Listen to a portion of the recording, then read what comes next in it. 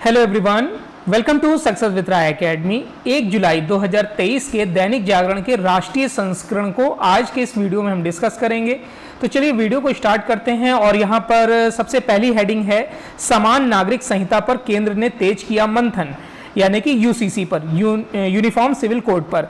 आपको पता होगा कि इस पर बहुत दिनों से बहस चल रही थी और विधि आयोग ने भी लोगों से परामर्श मांगा था, जिसमें 18 लाख से ज़्यादा लोगों ने इस पे परामर्श दिया हुआ है, इसमें सुझाव दिए हुए हैं। और उसके बाद अब शायद 3 जुलाई को एक केंद्रीय कैबिनेट की बैठक होगी, जिस पर इसमें कुछ फैसले लिए जा सकते हैं। हालांकि सरकार की ये मंशा है कि जो आगामी चुनाव है 2024 के लोकसभा के, उससे पहले इस कानून को लागू कर दिया जाए। अब इस कानून के लाभ क्या हैं, ये यहाँ पर समझाया गया है। देखिए, समान नागरिक संहिता लागू होने से सैकड़ों जटिल, बेकार और पुराने कानूनों से मुक्ति मिल जाएगी। एक पति एक पत्नी की अवधारणा पर समान रूप से लागू होगा। ये यहाँ पर मुस्लिम समुदाय को कोट किया गया है। बांझपन या नपुंसकता जैसे अपवाद का लाभ समान रूप से मिलेगा, यानी कि बच्चे को गोद ले सकेंगे, वो कानून सुलभ होंगे, आसान बनाए जाएंगे। विवाह विच्छेदन का एक सामान्य नियम सबके लिए लागू होगा, यानी 3 तलाक खत्म हो जाएगा पूरी तरीके से। पैतृक संपत्ति में पुत्र पुत्री तथा बेटा बहू को एक समान अधिकार प्राप्त होगा, यानी कि अभी तक मुस्लिम समुदाय में ये लागू नहीं होता था नियम, क्योंकि उनका मुस्लिम पर्सनल लॉ से चलता था, कुरान के नियम को वो मानते थे। उसके बाद विवाह विच्छेदन की स्थिति में विवाहोपरांत अर्जित संपत्ति में पति पत्नी को समान अधिकार होगा, ये भी अच्छा लाभ रहेगा। और वसीयत, दान, बंटवारा, गोद लेने के संबंध में सभी पर समान कानून लागू होगा, यानी कि इस एक देश एक कानून की अवधारणा इस पर लागू हो जाएगी। इसमें आगे ये भी बताया गया है कि बैठक जो हुई है उसमें विधि मामलों की संसदीय समिति पिछले विधि आयोग द्वारा परिवार विधि के लिए परामर्श पत्र विचार विमर्श करेगी। देश में समान नागरिक संहिता को लेकर इस समय बहस तेज है, लगातार आप इसे न्यूज़ में देख रहे हैं।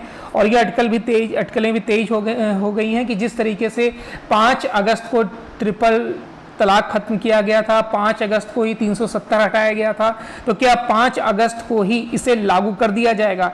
ऐसी भी बातें सामने आ रही हैं। पर्सनल लॉ की समीक्षा का मुद्दा भी इसके दायरे में आता है, क्योंकि मुस्लिम पर्सनल लॉ देश के कानून से अलग अपने आप को मानता है। अभी तक 22वें विधि आयोग को समान नागरिक संहिता पर 18 लाख से ज़्यादा सुझाव प्राप्त हुए हैं, जैसा मैंने आपको बताया है। इसमें शिवसेना का भी सपोर्ट मिला है सरकार को, और उत्तराखंड में समान नागरिक संहिता का प्रारूप भी तैयार हो चुका है। इस न्यूज़ को हम राजनीतिक पृष्ठ पर डिस्कस करेंगे। यूसीसी जिसे लेकर इतनी माथापच्ची चल रही है और काफ़ी अटकलें तेज हो रही हैं और काफ़ी कुछ सामने आने वाला है कानून के रूप में, उसके बारे में हम थोड़ा सा जान लेते हैं। देखिए, यूसीसी जिसका फुल फॉर्म है यूनिफॉर्म सिविल कोड, इसकी अवधारणा ही है कि एक देश एक कानून, मतलब सभी के लिए, जिस भी धर्म के हों, जिस भी जाति के लोग हों, सबके लिए एक कानून बनेगा। चाहे बच्चा गोद लेना हो, संपत्ति के बंटवारे का अधिकार हो, इन सभी में एक समानता अपनाई जाएगी।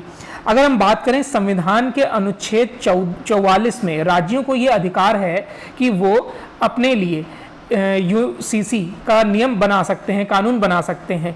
लेकिन आर्टिकल 254 बी के तहत जब तक राष्ट्रपति इस पर हस्ताक्षर नहीं करेंगे, ये कानून बन नहीं सकता है।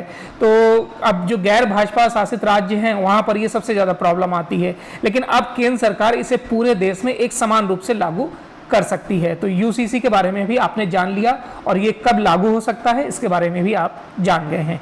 नेक्स्ट न्यूज़ पर आते हैं। नेक्स्ट न्यूज़ है, जब प्रधानमंत्री मोदी दिल्ली के दिल्ली यूनिवर्सिटी का शताब्दी समारोह चल रहा है, उसको संबोधित करने जा रहे थे, तो उन्होंने मेट्रो से यात्रा करी। मेट्रो के दौरान वो युवाओं से मिले, और उसके बाद जब डीयू में उन्होंने भाषण दिया तो उन्होंने बोला कि युवाओं को तैयार रहना चाहिए, क्योंकि जो आने वाला युग है वो चौथी औद्योगिक क्रांति का होगा। क्योंकि भारत में जो पहचान बन रही है वो युवा देश के रूप में बन रही है। युवाओं ने जो प्रौद्योगिकी को अपनाया है, या फिर जो प्रौद्योगिकी ईजाद की जा रही है, उससे भारत का सर और सम्मान दूसरे देशों में बढ़ा हुआ है। वहाँ पर ये कोट करना चाह रहे थे कि अमेरिका में जिस तरीके से उन्हें सम्मान मिला है और जिस तरीके से उनका स्वागत हुआ था, उसमें कहीं ना कहीं युवाओं का जो औद्योगिकी तरफ युवा बढ़ रहे हैं, मेक इन इंडिया आगे बढ़ रहा है, उसका कारण था। अब यहाँ पर प्रधानमंत्री मोदी ने एक बात कोट करी कि चौथी औद्योगिक क्रांति के लिए तैयार रहें युवा। चौथी औद्योगिक क्रांति, इससे पहले इसका मतलब 3 औद्योगिक क्रांति हो चुकी हैं। इसके बारे में भी आपको पता होना चाहिए, तो इसके बारे में जान लीजिए। पहली जो औद्योगिक क्रांति हुई थी वो 18वीं शताब्दी में हुई थी, जब भाप इंजन का आविष्कार किया गया था, उसे पहली औद्योगिक क्रांति माना जाता है। दूसरी औद्योगिक क्रांति 19वीं शताब्दी में हुई, जब व्यापक विद्युतीकरण हर जगह हर देश में पहुंचा, यानी कि जो समाज है वो विद्युतीकरण जिसका होने लगा, उसे दूसरी औद्योगिक क्रांति माना गया। तीसरी औद्योगिक क्रांति 1960 में आई, जब कंप्यूटर का आविष्कार हुआ। चार्ल्स बेबेज द्वारा जब कंप्यूटर का आविष्कार हुआ, उसे तीसरी औद्योगिक क्रांति माना गया। अब प्रधानमंत्री मोदी चौथी औद्योगिक क्रांति की बात कर रहे हैं। इस यात्रा में उन्होंने जो यात्रा करी मेट्रो में, उन्होंने युवाओं से बात करी और कई छात्रों से बात करी और 9 साल के बारे में उन्होंने पूछा कि आपने क्या बदलाव महसूस किया है। तो छात्रों ने उस पर विचार भी किए कि हमें दूसरे देशों से संपर्क करने का मौका मिलता है, बाहर के भी लड़के यहाँ पर DU में ज़्यादा संख्या में पढ़ने के लिए आते हैं और 2014-15 की तुलना में 40% अधिक patent filing global innovation index में लंबी छलांग के तौर पर भारत पहुंचा है। यूनिवर्सिटी रैंकिंग में जो 2014 में जहां पर सिर्फ 12 यूनिवर्सिटियां लिस्टेड होती थी, अब 2023 में 45 यूनिवर्सिटियां लिस्टेड हुई हैं, यानी कि 40% की छलांग लगाई गई है। ये भी छात्रों ने इसको सराहनीय तौर पर प्रधानमंत्री के सामने अपनी बात को रखा। नेक्स्ट न्यूज़ पर आते हैं कि सुप्रीम कोर्ट पहुंची दिल्ली सरकार, अध्यादेश पर तुरंत रोक लगाने की मांग। अब ये अध्यादेश पर जो मांग पहुंची है वो क्या है? देखिए, केंद्र सरकार द्वारा दिल्ली में एक अध्यादेश लाया गया था जिसका नाम था NCCSA, यानी कि national capital civil service authority. इसके तहत जितने भी IAS अधिकारी होंगे उनका तबादला मुख्यमंत्री पहले करते थे, यानी दिल्ली के मुख्यमंत्री करते थे। वो अधिकार छीनकर अब ये अधिकार दे दिया गया LG को, उपराज्यपाल को, जो वर्तमान में VK सक्सेना है। अब एक कमेटी भी बन गई इस पर, जिसमें 3 लोग होंगे। एक तो मुख्यमंत्री होंगे और इसमें 2 लोग होंगे जो केंद्र सरकार द्वारा इसमें भेजे जाएंगे, यानी कि उनकी जो पोस्टिंग होगी वो केंद्र सरकार द्वारा होगी। तो अब जाहिर सी बात है, जब किसी का तबादला करना होगा और वोटिंग की बारी आएगी तो 2-1 के बहुमत से केंद्र सरकार इसमें जीत जाएगी। तो ये यहाँ पर सबसे बड़ा ड्रॉबैक है दिल्ली सरकार के लिए। इसी को लेकर दिल्ली सरकार चली गई है सुप्रीम कोर्ट में। 19 मई को आए अध्यादेश के खिलाफ कड़ा रुख अपनाते हुए दिल्ली सरकार ने केंद्र सरकार के नियंत्रण को चुनौती दे दी है। दिल्ली सरकार का कहना है कि यह अध्यादेश लाकर केंद्र ने संवैधानिक सिद्धांतों का उल्लंघन किया है और निर्वाचित सरकार के अधिकारों को हड़पने की कोशिश की है। और सुप्रीम कोर्ट की संवैधानिक पीठ ने गत 11 मई को दिल्ली सरकार को तबादला नियुक्ति के अधिकार सौंपे थे। इसके बाद केंद्र सरकार ने अध्यादेश लाकर तबादला और नियुक्ति के लिए राष्ट्रीय राजधानी सिविल सेवा प्राधिकरण यानी कि NCCSA बना दिया था और यह अधिकार राज्यपाल के पास है। यानी अब केंद्र सरकार किसी भी IAS को ट्रांसफर दे सकती है, पद से हटा सकती है। दिल्ली सरकार का इसमें कोई रोल नहीं रह जाएगा। नेक्स्ट न्यूज पर आते हैं कि ट्विटर को झटका, कर्नाटक हाईकोर्ट ने लगाया 50 लाख रुपए का जुर्माना। अब ये ट्विटर पर जुर्माना क्यों लगाया गया है? देखिए, केंद्र सरकार ने एक अध्यादेश जारी किया था सभी जो सोशल मीडिया प्लेटफॉर्म हैं कि जो देश विरोधी जितने भी ट्वीट किए गए हैं या फिर सरकार के खिलाफ जितने ट्वीट किए गए हैं या फिर जो भड़काऊ बयान हैं या भड़काऊ पोस्ट हैं उनको हटाया जाए। देश विरोधी जितने भी पोस्ट किए गए हैं उनको हटाया जाए। उसके बाद ट्विटर ने इसे अपने अधिकारों का उल्लंघन और जनता के अधिकारों का उल्लंघन, व्यक्तिगत अधिकारों का उल्लंघन मानते हुए कर्नाटक हाईकोर्ट में एक रिट दायर कर दी थी। उसके बाद कर्नाटक हाईकोर्ट ने इस पर फैसला दिया। हाईकोर्ट ने कहा कि ट्विटर कोई किसान या सामान्य व्यक्ति नहीं है कि उसे कानून की जानकारी ही नहीं है, बल्कि वह एक अरबपति कंपनी है। अदालत ने यह भी कहा कि ट्विटर की याचिका में कोई दम नहीं है। फरवरी 2021 से फरवरी 2022 के बीच ट्विटर को सरकार की तरफ से भारतीय संप्रभुता एवं अखंडता को चुनौती साबित होने वाले कई अकाउंट को ब्लॉक करने और ट्वीट को हटाने का निर्देश दिया गया था, लेकिन उन्होंने ऐसा नहीं किया और वो हाई कोर्ट में चले गए थे, जिसका फैसला अब ये है कि आपको उन ट्वीट और अकाउंट को तो बंद करना ही होगा, 50 लाख का जुर्माना भी तत्काल जमा करना होगा। तो ये निर्णय लिया गया है कर्नाटक हाई कोर्ट से। कर्नाटक राज्य के बारे में हम थोड़ा सा जान लेते हैं मैप के माध्यम से। इसके लिए हम इंडिया का मैप देखते हैं और इंडिया के मैप में ये है कर्नाटक। कर्नाटक की जो सीमा है वो महाराष्ट्र, गोवा, केरला, तमिलनाडु, आंध्र प्रदेश और तेलंगाना राज्य से लगती है। इसकी कैपिटल जो है, राजधानी है बेंगलुरु। अगर हम क्षेत्रफल की दृष्टि से बात करें तो ये भारत का छठा सबसे बड़ा राज्य है। इसकी स्थापना 1 नवंबर 1956 को हुई थी। कर्नाटक राज्य की स्थापना 1 नवंबर 1956 को हुई थी। पहले इसका नाम मैसूर था, लेकिन बाद में यानी कि 1973 में 1973 में इसका नाम कर्नाटक कर दिया गया। वर्तमान में इसके राज्यपाल हैं थावर चंद्र गहलोत और सीएम हैं सिद्धरमैया। नेक्स्ट न्यूज पर आते हैं। नेक्स्ट न्यूज है कि उपभोक्ताओं को गुमराह करने वाली ऑनलाइन कंपनियों पर बढ़ी सख्ती। अब देखिए, उपभोक्ताओं को जो गुमराह किए जाते हैं विज्ञापन, कभी कभी हम और आप भी उसमें फंस जाते हैं और कभी ऐसे अलर्ट आ जाते हैं हमारे सामने कि हम बैक भी करते हैं तो वो अलर्ट नहीं जाता है, यानी हमें पूरा विंडो बंद करना पड़ता है। इसको लेकर ही कंपनियों पर सख्ती सरकार बढ़ा रही है और ऐसे 9 तरीके यानी कि 9 डार्क पैटर्न की पहचान की गई है और उन 9 डार्क पैटर्न के माध्यम से ही कंपनियों पर सख्ती की जाएगी। अब ये 9 डार्क पैटर्न हैं कौन कौन से, ये हम देख लेते हैं। तो सबसे पहला है फॉल्स अर्जेंसी, यानी कि झूठ बोलकर उपभोक्ताओं पर दबाव बनाया जाता है। कम कीमत वाले बहुत कम उत्पाद बचे हैं, अभी बुकिंग कर लीजिए वरना ये भी खत्म हो जाएंगे, स्टॉक सीमित है, इस तरीके का, इस पर रोक लगेगी। दूसरा है बास्केट स्निकिंग, यानी उपभोक्ता को बताए बिना शॉपिंग कार्ट में अतिरिक्त उत्पाद जोड़ दिए जाते हैं, बाद में इसे फाइनल बिल में जोड़ दिया जाता है, यानी आपकी मर्जी के बिना आपको शॉपिंग करनी पड़ जाती है। उसके बाद है कन्फर्म शेमिंग, कई बार वेबसाइट पर जाने के बाद बाहर निकलना यानी एग्जिट करना मुश्किल हो जाता है। बार बार मैसेज आता है कि क्या आप सचमुच में एग्जिट होना चाहते हैं, आप एग्जिट करते भी हैं तो एग्जिट नहीं हो पाते हैं और वो प्रोडक्ट अपना दिखाते रहते हैं, इस पर एक रोक लगेगी। उसके बाद है भ्रामक विज्ञापन, उपभोक्ताओं को लुभाने के लिए कुछ उत्पादकों को बेहतर बताया जाता है जबकि वो वास्तव में ऐसे नहीं होते हैं। हिडन कॉस्ट, उत्पाद का प्रचार कम दाम में किया जाता है किंतु जब आप पेमेंट करते हैं तो उसकी जो कॉस्ट है कुछ और समझ में दिखाई देती है।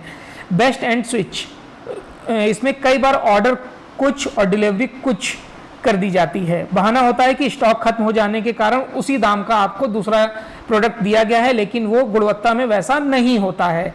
इंटरफेस इंटरवेंस, यह हथकंडा खरीद के लिए मजबूर करता है, कई बार सर्विस कैंसिल करने या अकाउंट डिलीट करने का विकल्प नहीं मिलता है।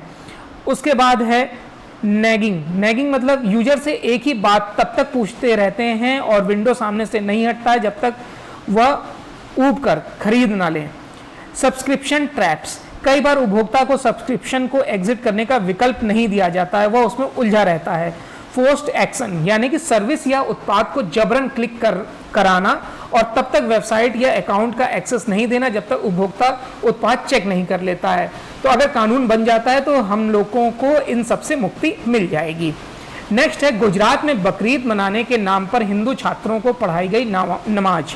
अब देखिए, बकरीद थी और इस पर गुजरात में एक कॉलेज है पर्ल स्कूल ऑफ एक्सीलेंस, उसमें हिंदू छात्रों को, जबकि सभी स्कूल कॉलेज बंद थे तब भी वहाँ पर स्कूल ओपन किया गया, यूनिवर्सिटी ओपन करी गई और कॉलेज ओपन किया गया और वहाँ पर हिंदू छात्रों से जबरन नमाज पढ़ाई गई। तो ये मामला सामने आने के बाद कॉलेज प्रबंधन ने इस पर माफ़ी मांगी है और फिर से ऐसी गलती नहीं दोहराई जाएगी, ऐसा कबूलनामा दिया है।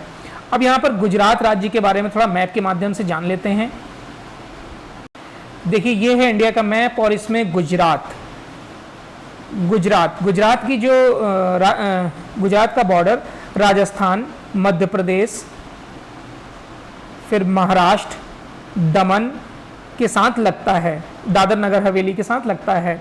उसकी गुजरात की राजधानी है गांधीनगर। आपको पता होना चाहिए कि जब इसकी स्थापना हुई थी 1 मई 1968 को, तब इसकी राजधानी थी अहमदाबाद। लेकिन लोगों की सिफारिश के बाद गांधी जी को सम्मान देते हुए गांधीनगर इसकी राजधानी बनी 1970 में। ये इम्पोर्टेंट है। और इसके वर्तमान में मुख्यमंत्री हैं भूपेंद्र भाई पटेल और गवर्नर हैं आचार्य देवव्रत। ये इंपॉर्टेंट पॉइंट थे, आप नोट कर लीजिएगा। नेक्स्ट हेडलाइन पर आते हैं।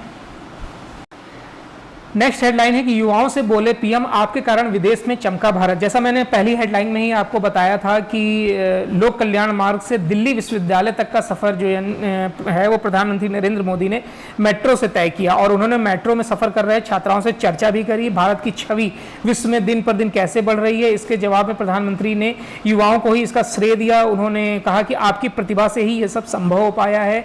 प्रधानमंत्री ने येलो लाइन अपनाया, यानी हुड्डा सिटी सेंटर से समयपुर बादली मेट्रो पकड़ी जो 10:35 पर पकड़ी और वो उन्होंने वापसी भी उसी से करी थी।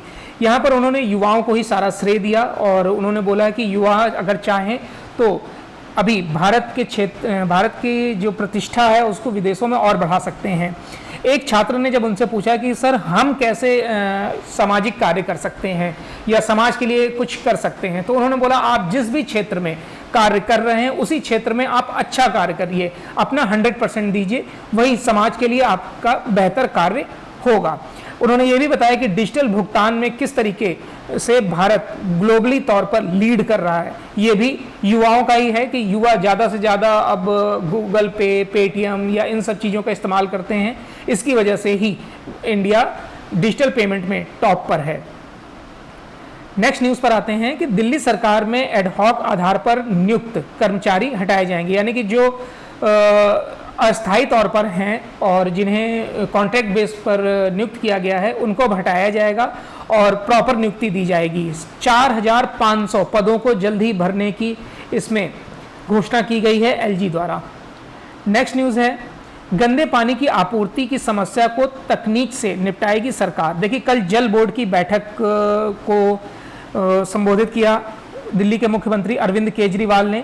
उन्होंने बताया और उसमें शामिल कौन कौन था, दिल्ली जल बोर्ड के जो चेयरमैन हैं सौरभ भारद्वाज, जल बोर्ड के उपाध्यक्ष हैं सोमनाथ भारती समेत कई वरिष्ठ अधिकारी थे। और उन्होंने बोला कि अब जितने भी गंदे पानी की समस्या है उसको तकनीकी तौर पर जल्दी से जल्दी साफ किया जाएगा, दूर किया जाएगा।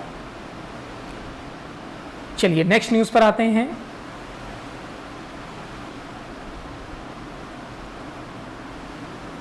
मेट्रो में अब मोबाइल फोन से होगा किराया भुगतान, डीएमआरसी ट्रैवल ऐप जारी। देखिए दिल्ली मेट्रो रेल निगम यानी डीएमआरसी ने प्रबंध निदेशक जो हैं उनके विकास कुमार ने बोला है कि अब आप एक ऐप यूज़ करेंगे डीएमआरसी ट्रैवल ऐप। उसमें जब आप ऑनलाइन पेमेंट करेंगे तो आपको एक क्यूआर कोड जनरेट होगा। जब आप मेट्रो में ट्रैवल करने जाएंगे तो उस क्यूआर कोड को जब आप स्कैन करेंगे तो आप मेट्रो में एंट्री कर सकेंगे और अब आपको कहीं पर भी कैश देना, टोकन देना या फिर कार्ड ले जाने की ज़रूरत नहीं होगी। तो ये एक अच्छी शुरुआत है, इससे लोगों का समय भी बचेगा। प्रतिबंध के 1 साल बाद भी सिंगल यूज़ प्लास्टिक पर रोक नहीं है। देखिए देश भर में सिंगल यूज़ प्लास्टिक के इस्तेमाल पर प्रतिबंध 1 जुलाई 2022 से लगाया गया था, जो कि अब 1 साल हो गया, 1 जुलाई 2023 हो गया, लेकिन अभी भी इस पर किसी प्रकार की कोई रोक नहीं दिखाई देती है। धड़ल्ले से अभी भी ये चल रहा है, हम और आप भी कहीं ना कहीं इसको परचेज करते हैं। तो इस पर रोक लगाना बहुत ज़रूरी है क्योंकि ये पर्यावरण के लिए बहुत ज़्यादा हानिकारक होता है। देखिए सिंगल यूज़ प्लास्टिक होता क्या है, सिंगल यूज़ प्लास्टिक से बनी जो चीज़ें हैं वे वस्तुएं हैं जो एक बार में इस्तेमाल होती हैं और उसको फेंक दिया जाता है। इसमें प्लास्टिक के स्ट्रॉ, जैसे आप नारियल पानी में डाल के पीते हैं, नारियल में इन सबको, ईयरबड्स होते हैं, गुब्बारों में लगने वाली प्लास्टिक होती है, और सजावट में इस्तेमाल होने वाला थर्माकोल होता है, आइसक्रीम स्टिक होती है, कैंडी स्टिक होती है, कप होते हैं, झंडे, चाकू, छुरी, इस तरीके के इन्हें सिंगल प्लास्टिक बोला जाता है। चलिए नेक्स्ट न्यूज़ पर आते हैं। उत्तराखंड में समान नागरिक संहिता का प्रारूप तैयार, और ये किसकी अध्यक्षता में तैयार हुआ है? ये तैयार हुआ है रिटायर्ड जस्टिस रंजना प्रकाश देसाई के अध्यक्षता में, और यूसीसी को लागू करने वाला आज़ादी के बाद पहला देश होगा, पहला राज्य होगा उत्तराखंड। अभी तक गोवा में जब डच गवर्नमेंट थी यहाँ पर, तब ये लागू हुआ था 1870 में, ऐसा ही ये कानून लागू हुआ था। लेकिन अब स्वतंत्र भारत में उत्तराखंड पहला राज्य होगा जहां पर ये लागू हो जाएगा एक समान नागरिक संहिता, यूसीसी के बारे में आपको डिटेल से बताया ही गया है, और उत्तराखंड के बारे में हम जान लेते हैं मैप के माध्यम से। देखिए ये है उत्तराखंड। उत्तराखंड की सीमा नेपाल से भी लगती है अंतर्राष्ट्रीय तौर पर, चाइना से लगती है, हिमाचल प्रदेश से लगती है, और कुछ सीमा हरियाणा की और फिर उत्तर प्रदेश की लगती है। इसमें उत्तराखंड के जो राज्यपाल हैं गुरमीत सिंह हैं, और पुष्कर सिंह धामी यहाँ के मुख्यमंत्री हैं। तो यहाँ पर जल्द ही उत्तराखंड में यूसीसी कानून देखने को मिलेगा।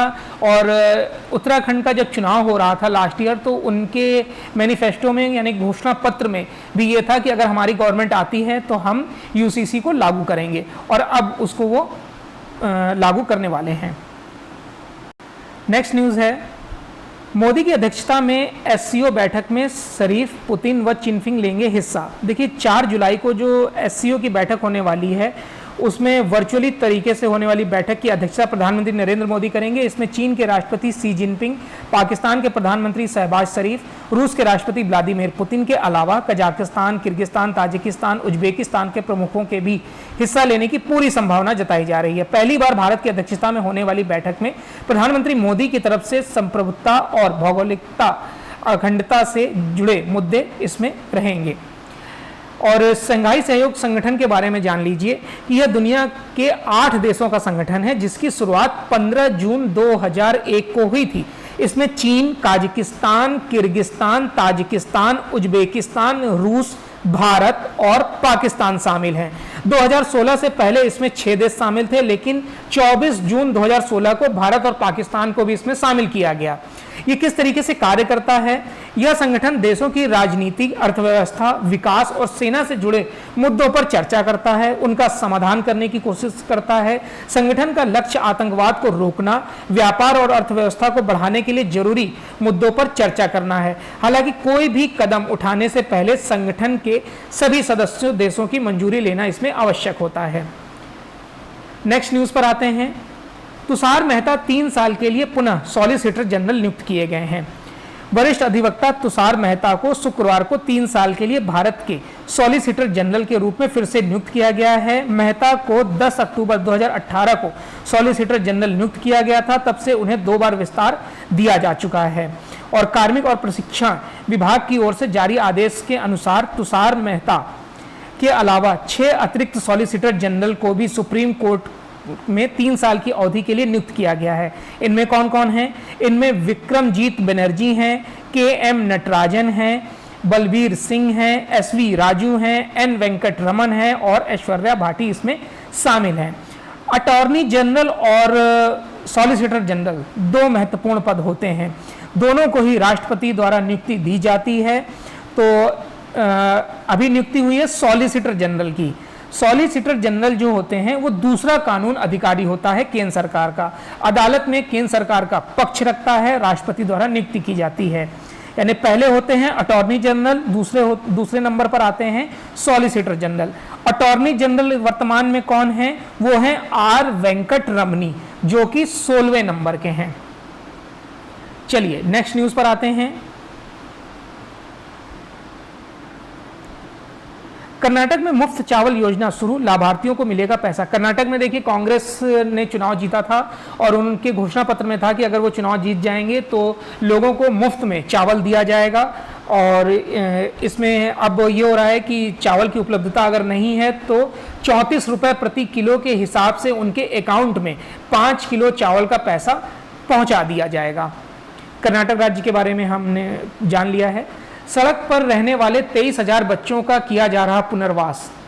देखिए, पूरे भारत में सड़क पर रहने वाले करीब 23,000 बच्चों की पहचान की गई है और उनके पुनर्वास की प्रक्रिया चल रही है। अधिकारियों ने शुक्रवार को बताया कि सड़क पर रह रहे बच्चों के लिए वेब पोर्टल बाल स्वराज्य बनाया गया है, जहां पर उनकी जानकारी अपलोड की जा सकती है और उन पर नजर रखने के साथ उनके पुनर्वास के लिए भी कार्य किया जा सकता है। यहाँ पर बताया गया है कि जो बेघर बच्चे हैं उनको 3 समूहों में बांटा गया है। पहली श्रेणी में वे बच्चे शामिल हैं जो या तो अपने घरों से भाग आए हैं या उनके परिवार ने उन्हें छोड़ दिया है, सड़क पर अकेले रहते हैं। दूसरी श्रेणी में वे बच्चे आएंगे जो अपने परिवार के साथ सड़कों पर रहते हैं और तीसरी श्रेणी में वे आएंगे जो सड़क पर तो रहते हैं लेकिन शाम को या रात में वो अपने घर में चले जाते हैं, झुग्गी बस्तियों में चले जाते हैं। तो इन बच्चों को ठीक तरीके से उनका पुनर्वास किया जाएगा, इस पर फोकस करेगी केंद्र सरकार। यहाँ पर प्रधानमंत्री मोदी की अमेरिकी यात्रा के बारे में बताया गया है, जिसको हम कई बार डिस्कस कर चुके हैं।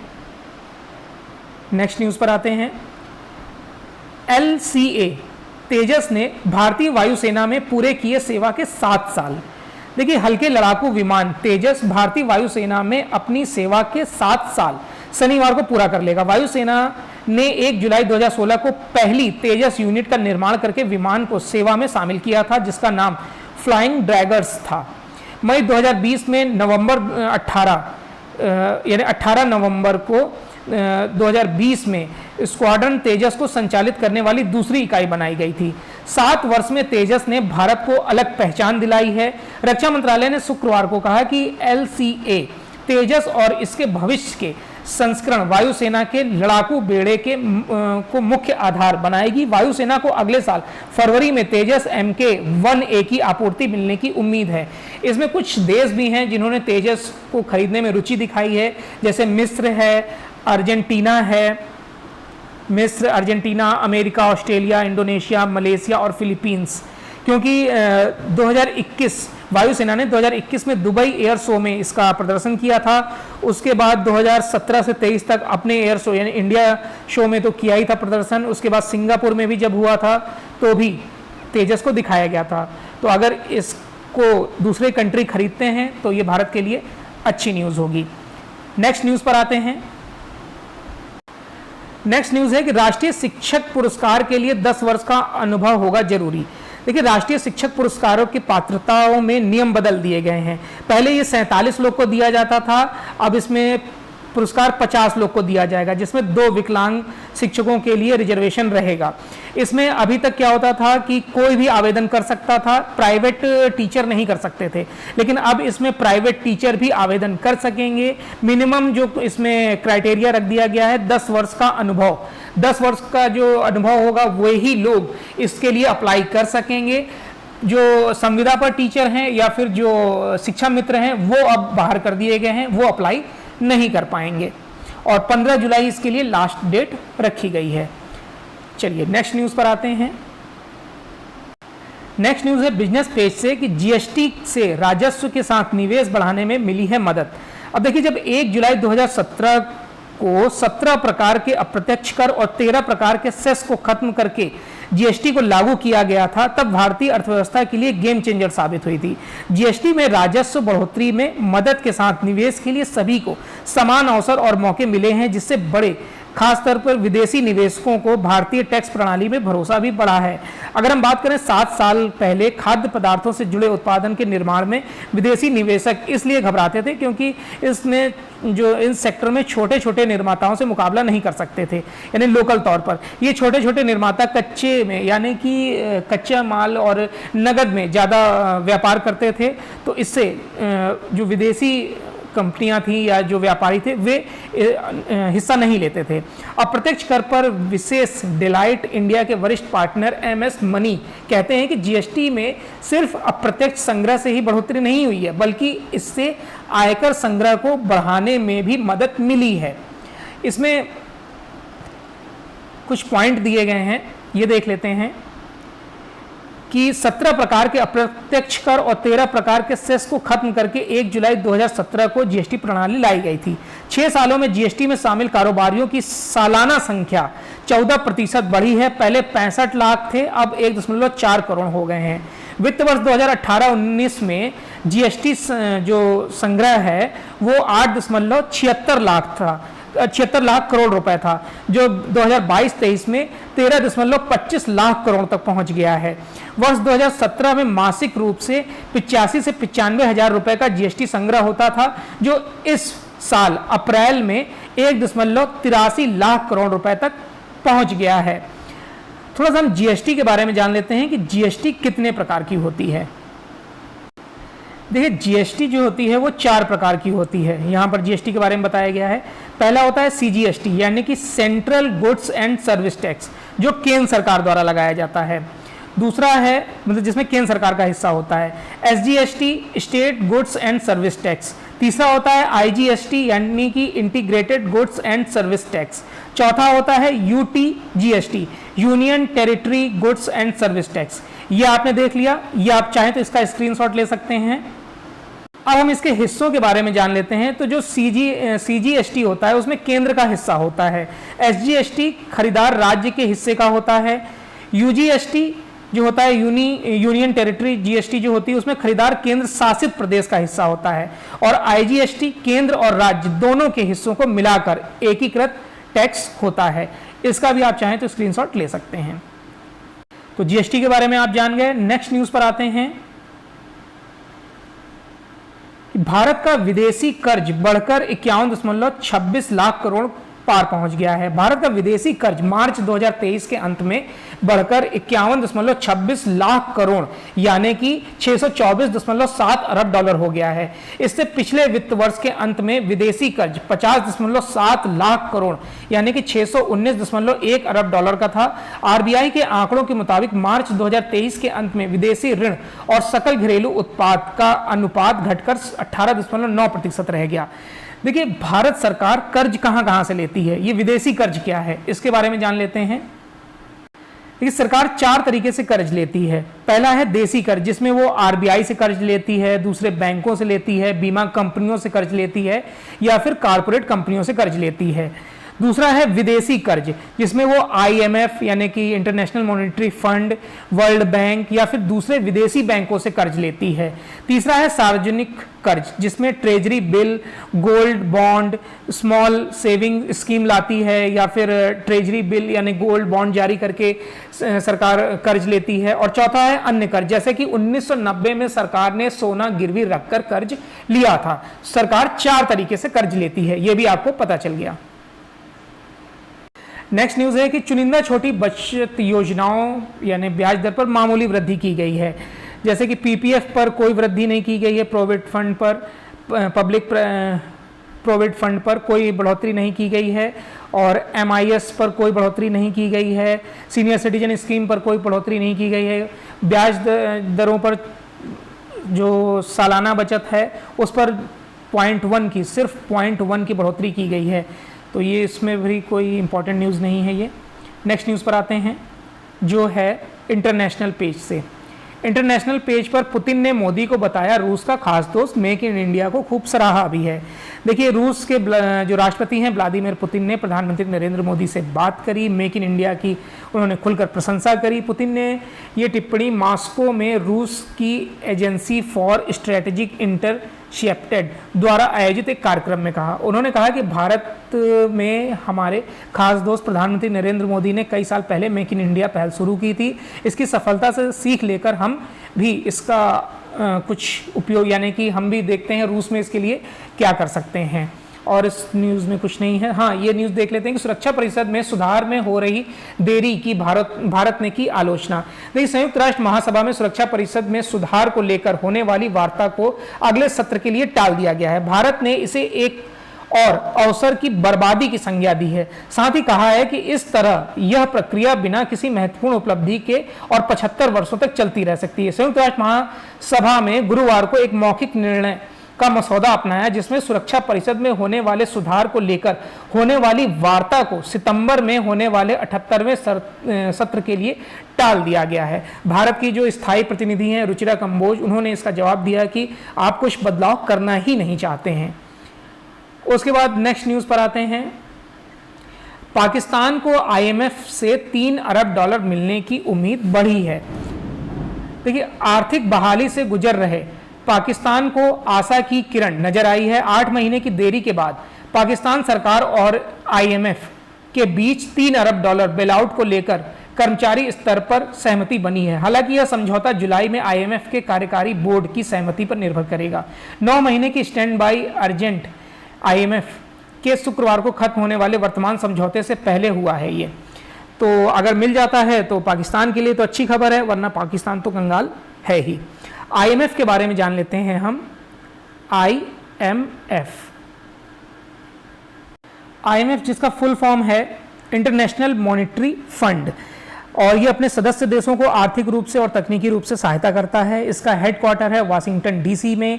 वर्तमान में इसमें 190 सदस्य देश हैं। जुलाई 1944 में 1944 में इसकी स्थापना हुई थी और USA में इसकी स्थापना हुई थी। इसका जो हेडक्वार्टर है वो है वाशिंगटन DC में। भारत भी इसका हिस्सेदार है और IMF में भारत की हिस्सेदारी 2.44% है, ये याद रखिएगा।